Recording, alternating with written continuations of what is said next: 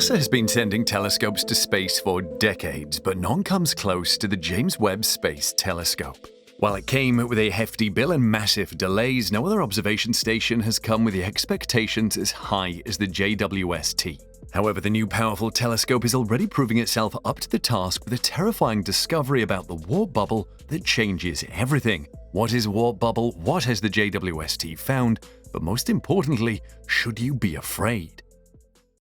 Space is a vast place with many intriguing places to visit. There are billions of stars, galaxies, exoplanets, black holes, and more out there.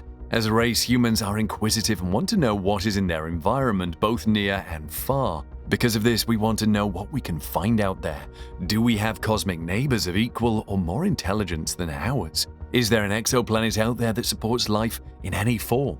One impediment to space exploration, however, is distance. Literally everywhere in the universe is far. If by any chance you're in doubt, ask Elon Musk, whose ambition is to put humans permanently on Mars. The red planet is relatively in our backyard, going by the massive scale of the universe. However, volunteers for Musk's colonization effort have to bear more than 5 months of travel through the harsh environment of deep space before touching down on their new home planet. But what if you want to visit the closest exoplanet to the Earth, Proxima b? With the capacity of modern technology, that is just a pipe dream. The exoplanet is 4.24 light-years away. A light-year is 5.88 trillion miles, meaning at 4.24 light-years, the nearest exoplanet is about 25 trillion miles away. That is just not feasible. However, this will not break our spirit of exploration, and we have found ways to getting to distant celestial objects. Space telescopes. If we can't get to these objects, we can put out powerful eyes that can study them and reveal their secrets from afar. Galileo was the first to point a telescope at the sky to make cosmic findings. However, even Galileo would be surprised by the sophistication of the telescopes we now put in orbit. NASA has a long history of sending telescopes to space. One of the most celebrated telescopes in space is the Hubble, which has been delivering solid results for decades. It orbits the Earth, from where scientists train it on different parts of the universe. However, NASA is the type of agency that simply can't stop launching satellites and finding uses for them. In relation to the warp drive, there is a new eye in outer space that surpasses anything humans have launched for the purpose of observing objects far removed from us in the universe. That is the James Webb Space Telescope, which takes over as the leading space telescope from the Hubble. When a telescope can overtake Hubble, you know it has to be very special. It is 100 times more powerful than the Hubble. For now, the farthest into the universe's history that we can stare is within 330 million years of the Big Bang. But thanks to the JWST, scientists can now see further back to observe how stars were formed close to the event that birthed the universe. If you're wondering how it's possible for the JWST to look back billions of years, it's because light from some distant stars is just reaching us after spending billions of years traveling to us from trillions upon trillions of miles away. This light will show us what the stars looked like back then, even though some of them may have died. And after keeping things top secret, NASA has released the list of the first set of images that it will use to demonstrate the capabilities of the JWST. It includes a pair of nebulae and radiant regions in interstellar space known as the Carina Nebula. It is a billowy cloud of gas and dust located about 7,600 light-years from Earth, which hosts many bright stars that are many times larger than our Sun. The images will also include the Stevens Quintet, a cluster of galaxies located about 290 million light-years away. This galaxy group is fascinating because 4 out of the 5 galaxies are locked in a kind of dance together, their shapes warped by each other's gravitational fields. We will see stunning images of another galaxy cluster, the SMA CS 0723. What is interesting about this cluster is that the galaxies distort and magnify the light coming from other objects behind them. This property lets telescopes pick out very distant and faint galaxies farther out. In fact, this kind of scenario is where the JWST shines best. Lastly, for the initial images, NASA promises images of the WASP-96b, a giant exoplanet orbiting a star that is located 1,150 light-years away. Meanwhile, technically the JWST won't produce an image of the exoplanet, but we will get a spectrum instead. The spectrum is visual data that reveal which kinds of molecules exist in the exoplanet's atmosphere. This is another area of astronomy in which scientists are looking forward to fully utilizing the JWST. Finding exoplanets is very difficult because of the way they interact with the stars that they orbit, but the new telescope is going to make it very much easier. Scientists are not just looking for exoplanets, but they are studying them to find clues of life, so the JWST might be the space telescope that finally discovers aliens. However, few discoveries made by the JWST will come close to the warp bubble because it is going to change everything. Let us start with what a warp bubble is. This is a pretty complicated subject that requires a lot of maths knowledge for a detailed understanding, but we will make do with a basic definition. A warp bubble is a bit of space that is contracted in the front and expanded in the back. The contraction and expansion theoretically pushes the bubble and its contents forward at speeds surpassing the speed of light without ever violating the laws of physics, because when you travel using a warp bubble, you are actually not technically traveling faster than light, you are only surfing a bubble of condensed space. Why is there so much hype around warp bubbles? That is because they eliminate a major problem of faster than light travel: time dilation. What does this mean? Let us say you did manage to travel faster than light. Everything else outside of your craft would speed up, meaning that the 3-hour tour you took to a nice tropical planet could have equated to years of time passing on Earth. Put simply, if you plan to move faster than light while following the known laws of physics, you would better say goodbye to everything you've ever loved before heading out. However, warp bubbles get around this problem because the space inside the bubble remains unaffected. So an hour of travel that you spend traveling at warp speed would mean that only an hour passed for everyone else not currently in your warp bubble. Warp travel is not strange to fans of the Star Trek franchise. The warp drive is a charming futuristic technology from the Star Trek universe, which since its first episode in 1966 includes 10 television series and 13 feature films. In these series of movies, characters explore the universe using powerful and fast spaceships, traveling from planet to planet and communicating with a crew of aliens. The torsion engine is the center of attraction because, without it, the story would be implausible. The universe is strange, unimaginable, and insanely large, and even if you want to visit the next star, the immense cosmic distances create an almost impossible barrier. Let's take a look at the next star, Proxima Centauri, 4.5 light-years away. This distance means it takes 4.5 years to reach the star if you could manage to attain the speed of light. Light flies at full cosmic speed and acts as a sort of universal speed cap, so any other method takes longer. In fact, if you decide to use the fastest space probe ever built, the long journey through the interstellar void would take nearly 8,000 years. So it makes sense to stay put to Earth and its immediate environment. Of course, the Star Trek crew didn't stay close to the Earth because they found a solution. This solution makes long-distance travel possible by shortening the distance. The torsion engine using warp drive tech achieves this by juggling space and time, making for great entertainment. Warp drive was destined to remain imaginary until a scientist suddenly realized that such an engine was really possible at the end of the last century. What are the real-life implications of warp bubbles? Well, let us take a look at the closest star to Earth, Proxima Centauri. It is about 4.25 light-years away, which is about 25 trillion miles or 40 trillion kilometers. The fastest ever spacecraft, the Parker Solar Probe, will reach a top speed of 450,000 miles per hour. This is very fast because it will take just 20 seconds to go from Los Angeles to New York City at that speed. But if you head for Proxima Centauri at that speed, it would take you about 6,633 years to reach your destination. But with warp bubbles, you can theoretically get to Alpha Centauri in a month, as measured by clocks on the spacecraft and clocks in mission control. The sensation of riding in a warp bubble is the floor behind you being created out of nothing and in front of you being destroyed, moving you along. Warp bubbles were long the domain of science fiction until theoretical physicist Miguel Alcubierre came along and theorized his Alcubierre warp drive in 1994, which maintained general relativity while allowing for faster-than-light travel. The physicist was Miguel Alcubierre, and he came up with a theory that rocked the scientific community globally. In 1994, Alcubierre watched an episode of Next Generation while doing his PhD research on Einstein's general theory of relativity, where heavy masses can curve space and time. And so Alcubierre picked up a scrap of paper, did the calculations, and laid the foundation for an article that appeared in the Science magazine later that year. In his paper, Alcubierre describes how you can compress space and time in front of a spacecraft and stretch it back behind the ship so that you have to travel a much smaller distance to the desired destination, safely trapped in what he calls a torsion bubble. In visualization, the concept was compared to a surfer riding a wave, and a metaphor often used to describe how a ship could travel the stars.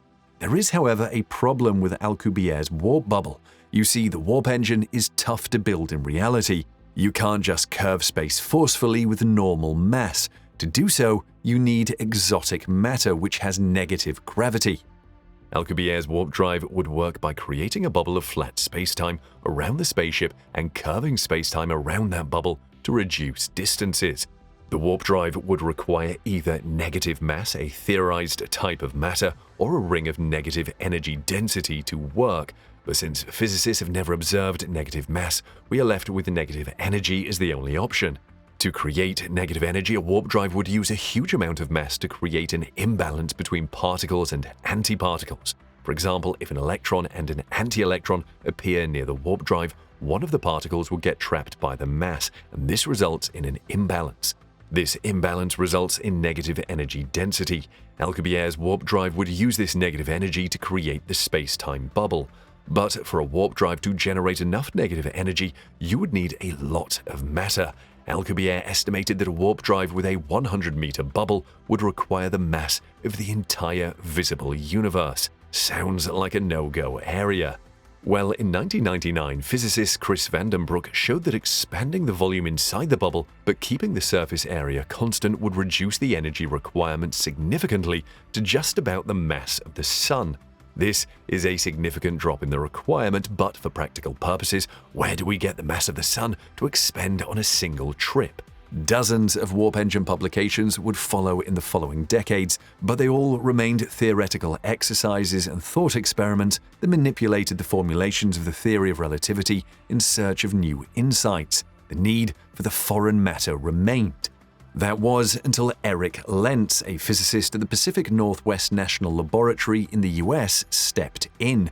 He watched Star Trek as a kid, however, he has not been able to forget about the warp drive and has been thinking of how to bring the special machine to life.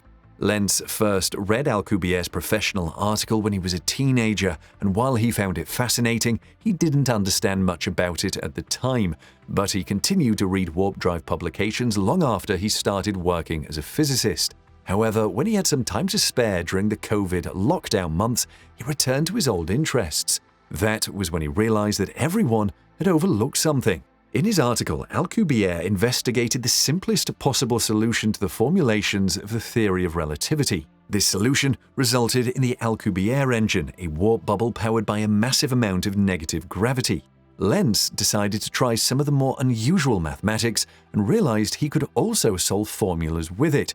In the torsion bubble obtained by Lentz, the mass was in the places where the curvature was greatest, but much more importantly, you can make his bubble with ordinary, everyday things. You didn't need an ounce of stranger things. Lentz was surprised that no one had tried this before. Although the Lentz engine was already more practical than the Alcubierre engine, you still needed a lot of mass for it. But it is still because you need mass 1,000 times smaller than the Sun. That's still a massive amount of kilos, but it is more manageable. It looked like warp bubbles could be put to rest as a concept that could never happen in real life. However, a completely chance discovery is fueling interest in warp bubbles again and could prove to be a breakthrough. But for fans of the warp drive, there is another source of hope of seeing a real warp drive built. And in the classical method of discovering things, the way to construct a working warp drive might have been discovered by accident. Harold White is a researcher working on a special project sponsored by the Defense Advanced Research Projects Agency, DARPA. He and his team published their work at the Eagle Works laboratory in Texas on the potential structure of the energy contained in a Casimir cavity. The report shows that White and his colleagues chanced upon a micro-nanoscale system that is able to, wait for it, predict the distribution of negative energy density that really looked like what the Alcubierre needed to work. In other words, White and his colleagues accidentally created a microscopic experiment while researching how energy distributes around wavelengths, a theory developed by Dutch physicist Hendrik Casimir. The experiment resulted in enough theoretical energy to achieve warp speed, a concept theorized by Alcubierre. In an interview, White explained that detailed numerical analysis of the team's custom Casimir cavities helped them identify a real and manufacturable nanomicrostructure that is predicted to generate a negative vacuum energy density such that it would manifest a real nanoscale warp bubble, not an analog. Still, the real thing, meaning a warp bubble structure, will manifest under these specific conditions. White was also aware of Alcubierre's proposed mathematically valid solution to the warp drive that can traverse the cosmos above the speed of light without violating currently accepted laws of physics. He was also aware of how the solution had been derided for its use of theoretical materials and massive amounts of energy that appeared virtually impossible to engineer in any practical way. However, White, a then NASA-employed warp drive specialist and the founder of the highly respected Eagle Works laboratory, reworked Alcubierre's original metric and put it into canonical form. This change in design dramatically reduced the original concept's exotic materials and energy requirements. This reworked concept provided researchers and science fiction fans alike at least a glimmer of hope that a real-world warp drive may one day become a reality. It also resulted in the informal renaming of the original theoretical design, a concept now more commonly referred to as the Alcubierre-White warp drive. Back when White began his latest DARPA-funded research into custom Casimir cavities, a unique microscale structure with all types of promising applications, he definitely did not expect to stumble upon this potentially historic discovery, particularly one supporting a theoretical concept that he has often been outspoken about. Casimir cavities and the tantalizing quantum-scale forces are in no way related to warp drive theory or mechanics, or at least they never had been before. But, says White, it is work that he and his LSI team are passionate about and something DARPA believes has a number of possible applications. So whether by pure coincidence or some sort of personal destiny, it appears that one of the handful of engineers on the planet who would immediately know what it was he was looking at when conducting his Casimir cavity research was in the exact right place at the exact right time to notice a striking similarity to his warp drive passion project and his current research, an observation that may have otherwise gone unseen. When White and his team published their findings, it became the first paper in the peer-reviewed literature that proposes a realizable nanostructure that is predicted to manifest a real warp bubble. This fortuitous finding not only confirms the predicted toroidal structure and negative energy aspects of a warp bubble, but also resulted in potential pathways White and other researchers can follow when trying to design and one day actually construct a real-world warp-capable spacecraft. According to White, this is a potential structure we can propose to the community that one could build that will generate a negative vacuum energy density distribution that is very similar to what's required for an Alcubierre space warp. To further evaluate his groundbreaking results and move the research forward, White and his team have come up with a proposed design for a testable nanoscale warp drive craft. The original experiment White's team was working on consisted of a toy model consisting of a 1-micron diameter sphere centrally located in a 4-micron diameter cylinder. This was analyzed to show a 3-dimensional Casimir energy density that correlates well with the Alcubierre warp metric requirements.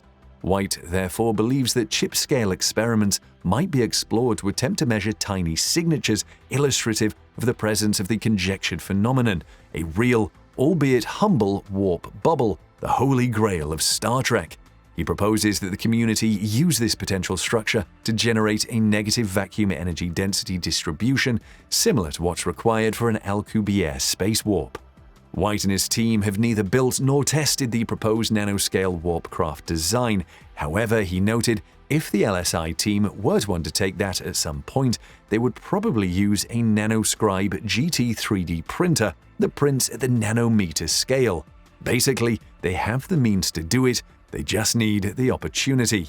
Sadly for Star Trek fans, White says there is no plan to do this currently because they are laser-focused on the custom Casimir cavities.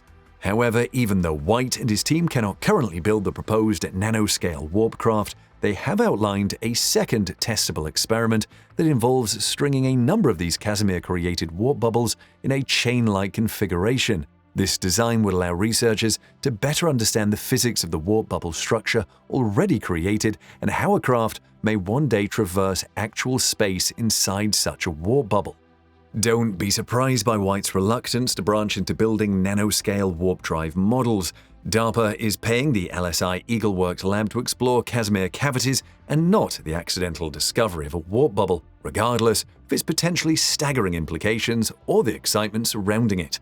However, White believes it's a matter of time before his mini-warp craft is designed and tested, whether by him or another researcher.